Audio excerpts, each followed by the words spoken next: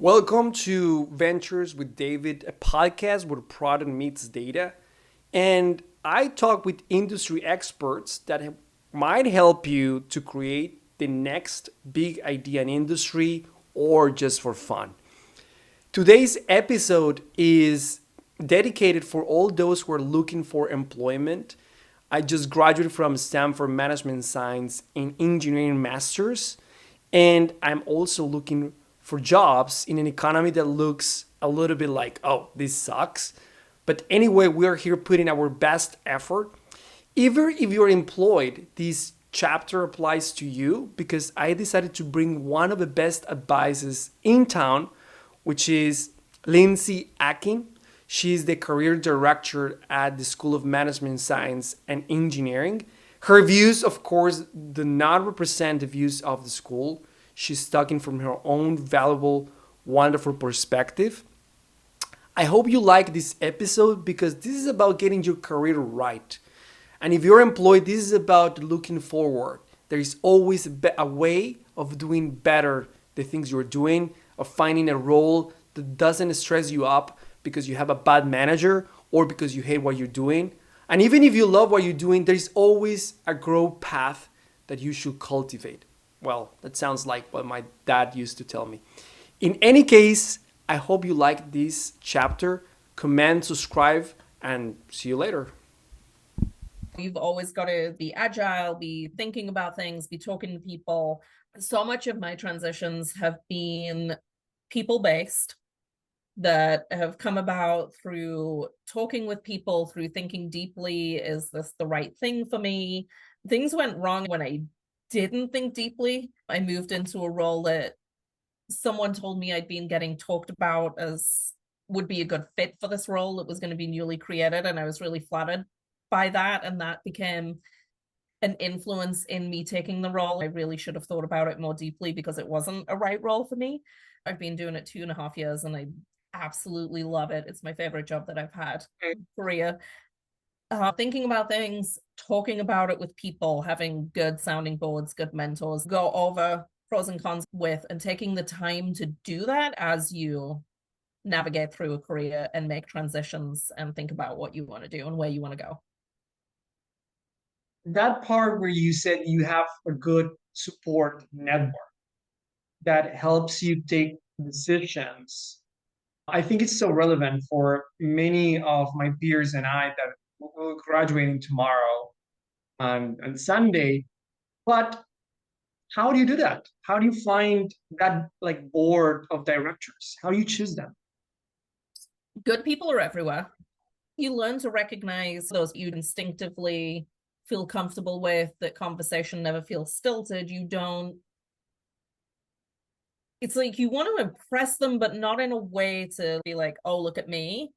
It's you want to impress them because you like them and you think highly of them. You hope they like you. It's a hard one because in careers, particularly for women, we have the likability problem. We want and need to be liked, and so we're seen as not being willing to do the difficult things. People that will help you as you are doing the difficult things that you need to do. People who are not afraid to tell you the difficult thing that you need to hear. People who aren't afraid to let you make the mistakes. Boss actually just announced her retirement very recently, but she talked afterwards about, you hired someone didn't think was particularly great, and I ended up having to fire that person. But we had to let you go through and learn that for yourself. And then also pointed out the time when my now rising seventh grader was having a sleep regression when she was like 8 months old. My boss told me there was a month where your work definitely slipped, but I didn't tell you at the time because I knew it was only temporary and I knew that it would just make you paranoid. Like now we can laugh about it, but it's just people that you can have those honest conversations with. She didn't tell me at the time because she was absolutely right. It would have made me paranoid. It was like for a 1 month period of time. And as a boss, she wasn't gonna stress about that, right? Like there's Mhm. bosses out there who would have been on me within a week, being like, your work is slipping, you seem tired, that whole thing, even knowing why it's happening, they're just gonna drive you and not give any grace. It's who are those people that are human as well as being a manager. That's who you're looking for, and that's who you nurture the relationships with. Take the time to build those relationships. You have to be vulnerable as well and go to people and say, this is something I'm struggling with. I've got this decision. I don't know what to do here. Can I think it through with you? And you should never go in without any ideas of your own. It's not for that person to fix the problem for you. You want to identify people that you can have a good conversation with to bounce the ideas off. A good boss is someone who'll come to you with the problems that they're having as well and get your take on it. That's a way of developing you, but it also helps build your confidence. Having that insight into what is happening for people a level or two levels up for you. That makes total sense. Choosing the right board of directors, of advisors that you can talk with honesty about what's going on with you. They can give you with candor. They can be candid about what they think is their hard choice. That's extremely valuable. You say something that resonates with me, which is you can identify those type of people when they have the willingness of coaching, of caring, of developing talent, which is not necessarily the generality, right? There are managers and people in leadership that have other priorities. I want to step back a little bit. You work on a daily basis with students, observing the trajectories. On some of the most skilled or some of the most technical students, what are you seeing in terms of their job search experiences? What is the current landscape right now? Are the challenges different from what you saw even 2 years ago? 2.5 years ago, when I came into this role, it was actually a really tricky time for international students. I had quite a few of our international students coming to us and they were finding it tricky. That was right around when all of those mass layoffs were happening in big tech. So there was some internships being rescinded. It makes sense, right? Like if you're not going to be hiring, then you can get rid of the people who do the hiring and the people who are processing visa stuff. And so that impacts international students first and for longest, because even when they do start rehiring again, they've got to hire all of those positions back before they can start hiring international people again. So they need that expertise in-house. Then that went away, and I haven't been seeing that again recently. I think our international students have a huge amount to offer. Diversity of everything is critical to having a strong team and a strong company. The type of jobs our students are interested in has changed. Of course, is the big buzz thing right now. There's a lot more people interested in that field than there was even 2 years ago. And chief of staff has suddenly come out of nowhere. And it suits our students really well. I'm seeing it in alumni. I'm seeing it as I talk with students about what sort of roles are the right ones for them, what they're describing that they're interested in as the chief of staff role. They just haven't had that word for it because it's not a new position, but it's a real growth position right now. And so there's a lot of people haven't been aware of that job title, and it suits our students, or a lot of them, really well. That's really interesting. I never thought the chief of staff becoming more popular because it feels like it's more for senior people. But also, let me see if I understand correctly. The chief of staff position is becoming popular because companies are deciding to reduce the requirements of the number of years of experience. There are some smaller organizations that having it is this real great opportunity for junior staff to get insight.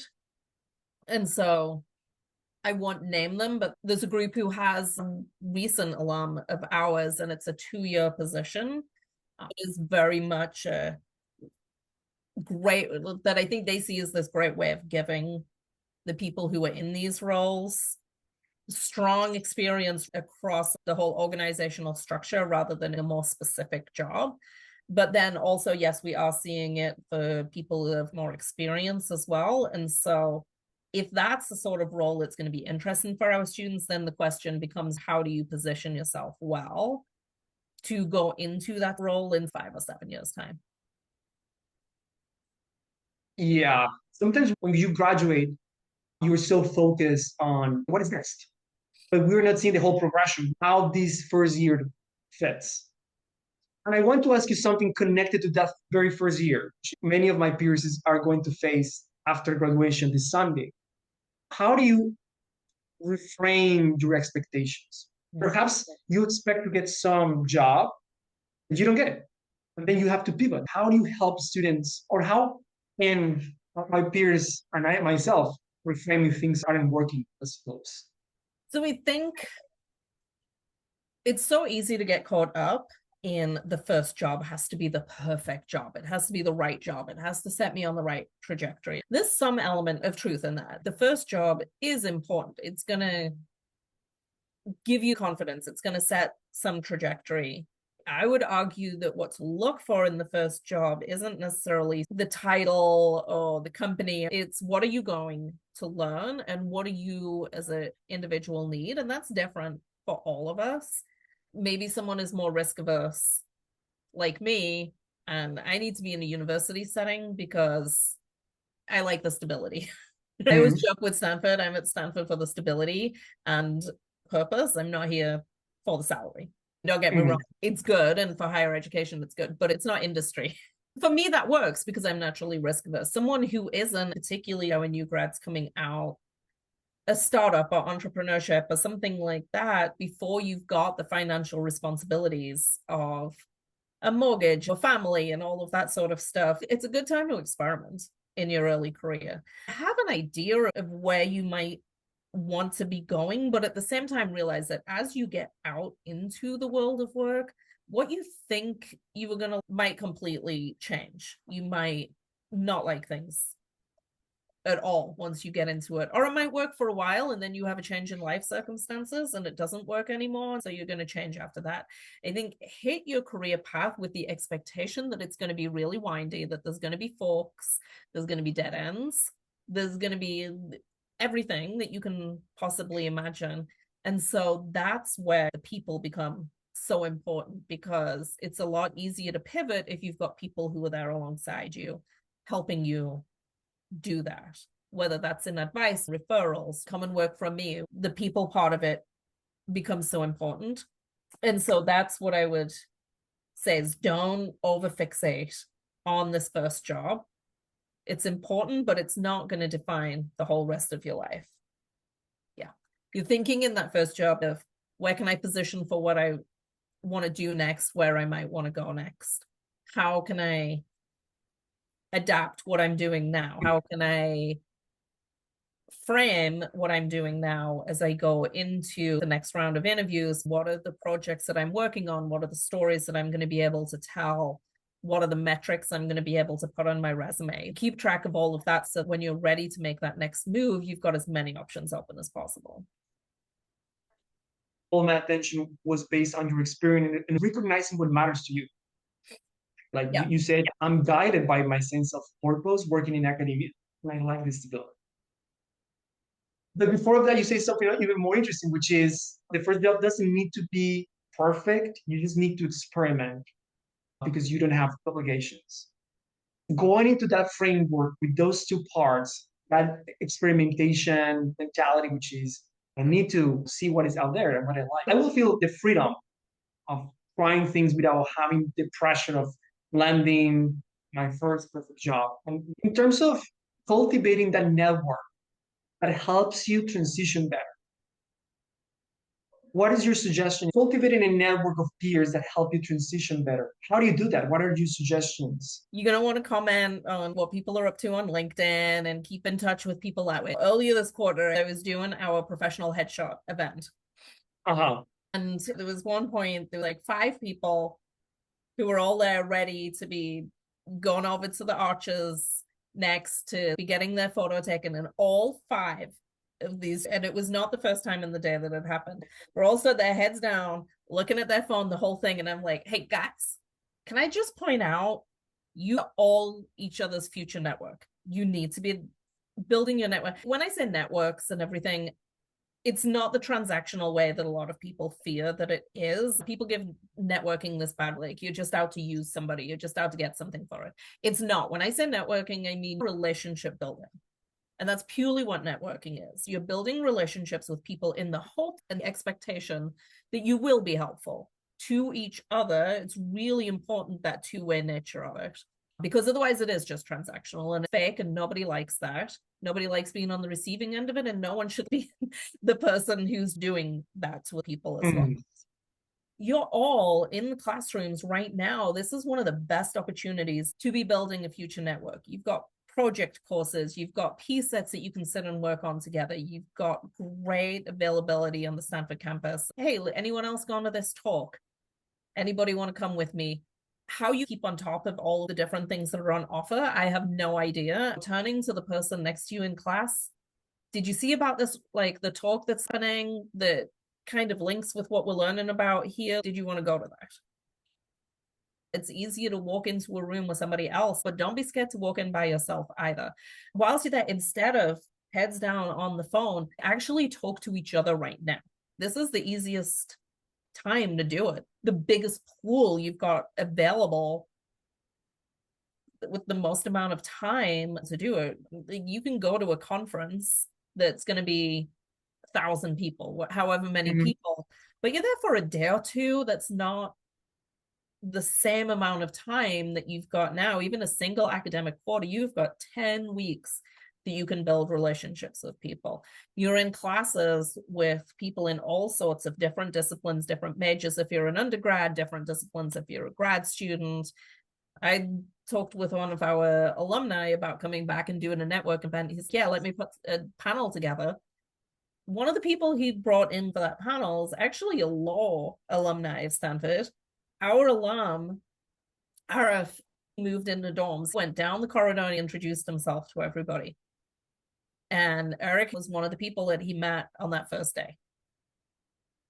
The diversity of disciplines that he knows in his network, is friends with, that's helped him time and time again. At this event, he gave anecdote after anecdote of how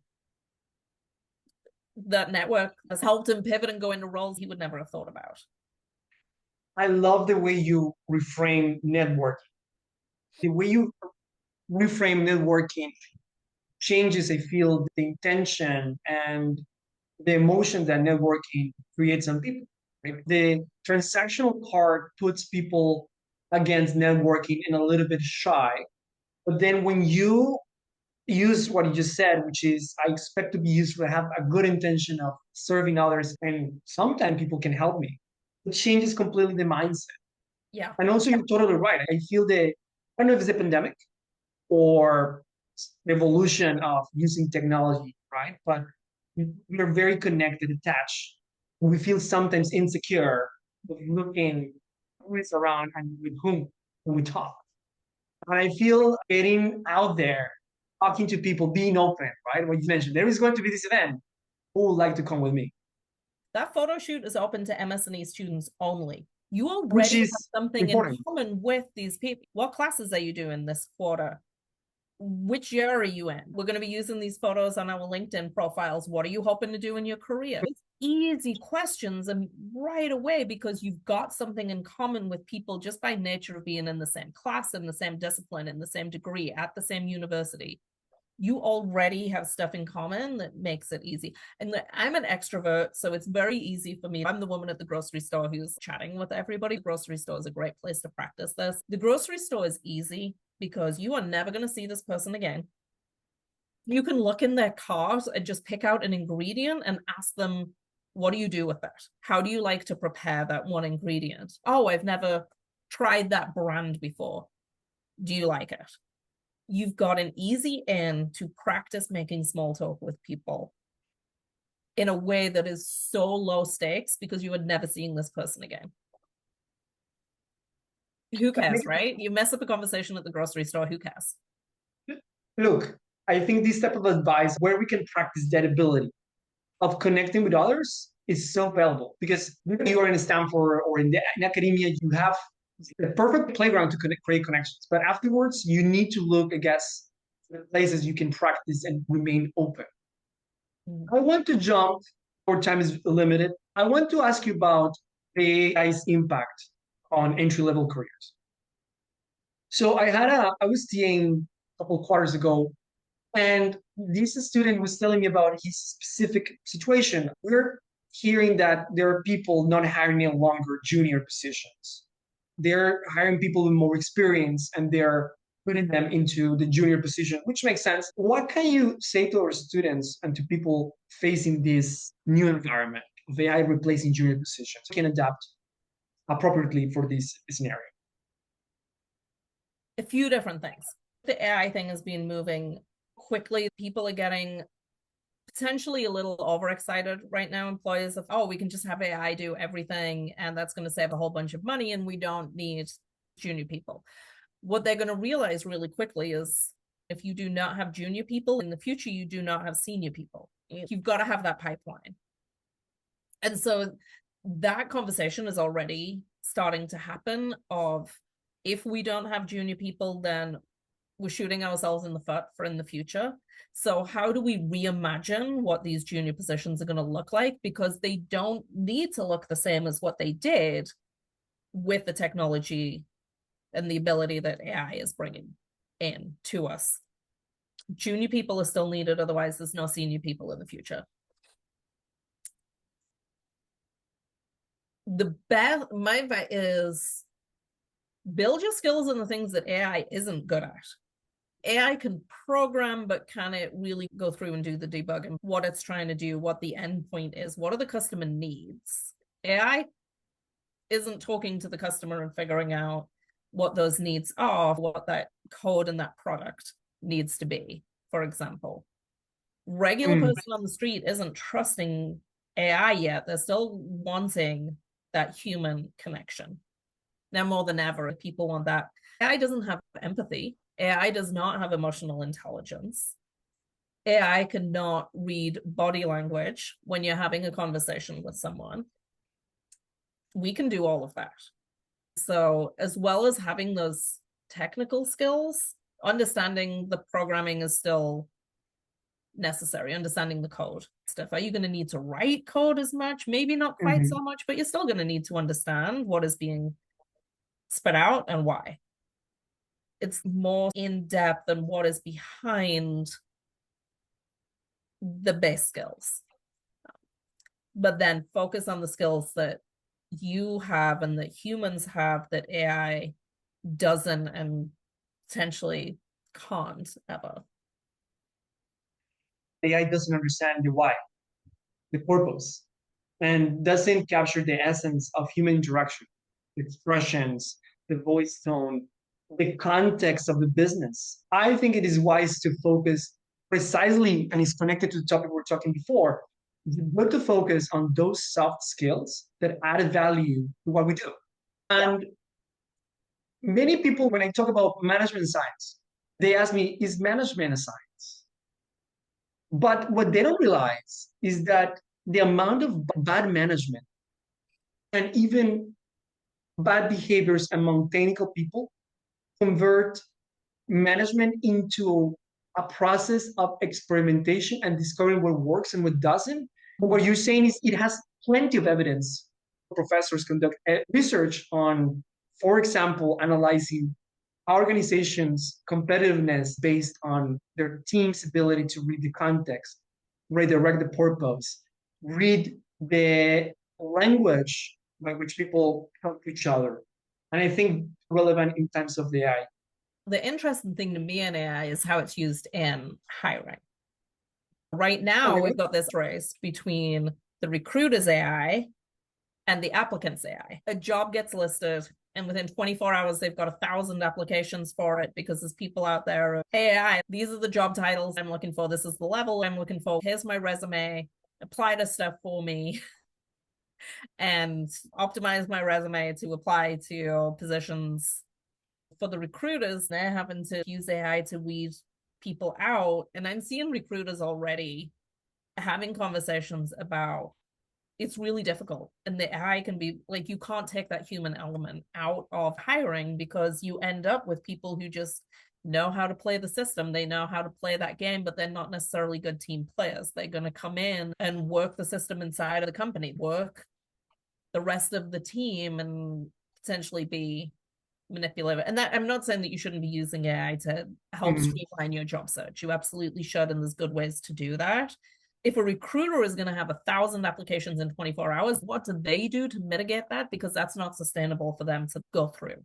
What are we going to start seeing? That's what I'm interested in, where things are going to go. Is it going to be that our networks get even more and more important? Because if you're a hiring manager and you need to bring someone in and you know that you list something on the main websites and you're going to get inundated to a level you can't deal with, then what do? You go to the people already on the team and be like, hey guys, who do you know?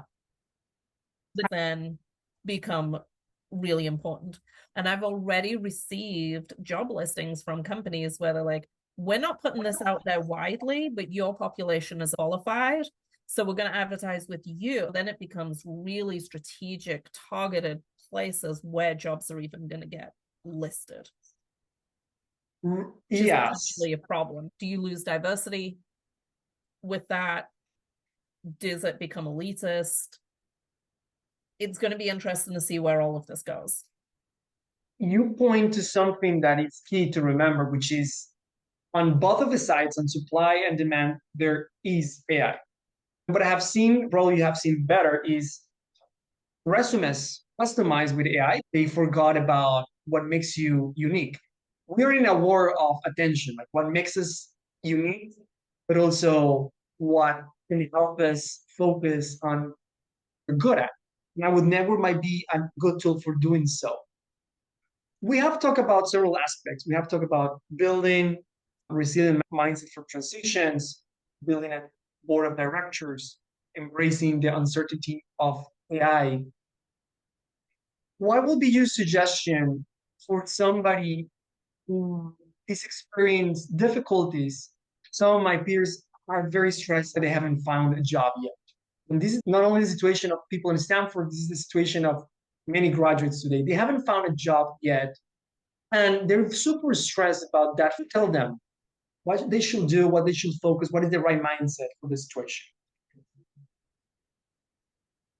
That's a really hard one. It comes down to, why are they not finding the job? Are they not finding the job because they're looking for something that isn't existing? Are they not finding it because they're not including the right stuff on their resume? Are they not finding it because they're getting into the interview and that's where they're slipping up because they haven't done the right preparation for it, or they're not connecting with the person? Like, where is the shortfall happening? How do you correct for that? You can go into an interview and everything be great, but there's already an internal candidate in mind. No one else was ever going to get it, but they had to jump through the hoops, potentially. I've had that happen to me before. I remember coming off interviews being like, oh, I did great. And then the hiring manager would be like, so we've already got someone. I'm like, why didn't you say that in the listing? HR policies meant that they couldn't. That just completely wasted my time. But if it wasn't for that person they already had in mind, then like that would, like, I've been told, if it wasn't for the fact that we already had someone that we knew we wanted to hire, like, you'd have absolutely been a finalist. Doesn't help, but it's at least something you can be like, okay, I did a good job at least. There's all kinds of reasons. Sometimes you can go in and it's just that cultural fit. You get in the interview, they're confident you've got the technical skills and you've got the knowledge.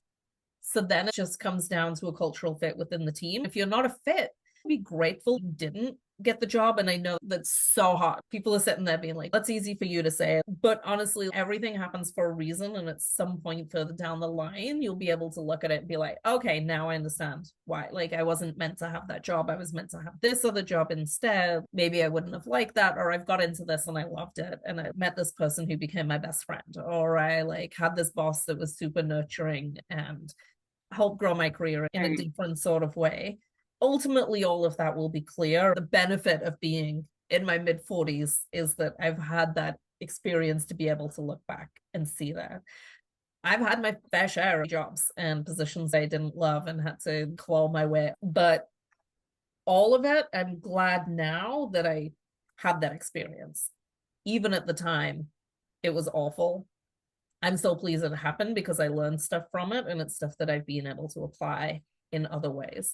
So I would say anyone that's in that, take that time to stop and figure out, where are things not quite working in the process? Am I applying for the wrong things? I remember having a conversation with someone who wasn't a Stanford student, but a coworker of mine had been contacted by this person because they were from their former university.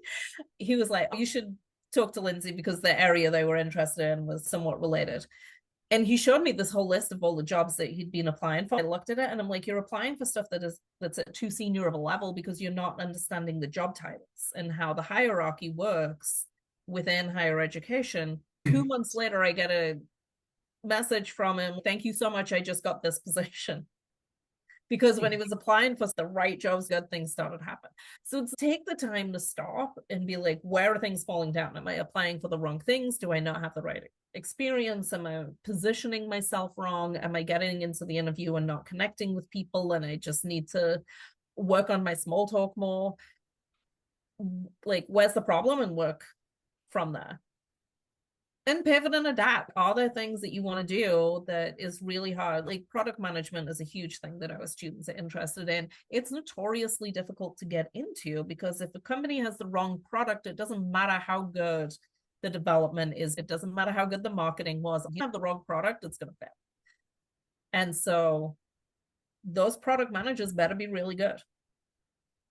It's really risky to bring in someone who doesn't have product management experience. And so if you want to be a product manager, sometimes you have to start by being in adjacent roles that will start getting you the experience, that will get you recognition within the company. I mean, a company hires you for what you can do, but a company promotes you or lets you move internally for what they know you are able to do because they've had time observing you and seeing how smart you are, seeing all these other different things that you can do. So go in doing something that's adjacent. And then once you're in, then you can start moving into what you really want to do. Which again is why you can't get too caught up on what the first job is. The first job can be a stepping stone to the second job. Yes. The first and second job is the stepping stone to the third job. A little bit of humility always helps. That first response where you said, if a person is not getting a job, sometimes it's about getting out of that mentality of, oh, I can't, or I'm a failure. Instead, going through a rigorous evaluation of where I'm failing at. Am I failing at choosing the right titles, the right seniority level? Is it that I'm not sufficiently prepared, as you mentioned, on the interviews?